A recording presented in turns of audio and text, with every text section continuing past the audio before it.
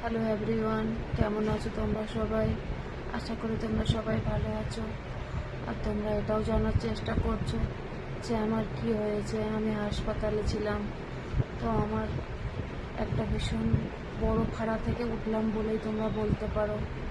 আমার বাড়ির লোকের প্রার্থনা, আমার বাড়ির লোকের ভালোবাসা আর তোমাদের ভালোবাসাতে আমি নতুন আর একটা জীবন ফিরে পেলাম। আমি খুবই অসুস্থ হয়ে পড়েছিলাম। আমার ডেঙ্গু হয়েছিল। ডেঙ্গু হয়ে এতটাই বাড়াবাড়ি হয়ে গেছে, তার জন্য আমি হসপিটালে অ্যাডমিট ছিলাম। আর একটা প্রথমে এক নার্সিংহোমে ছিলাম, সেখানে ট্রিটমেন্ট ঠিক মতো হচ্ছিল না বলে আর একটা হসপিটালে দ্বিতীয়বার যাই।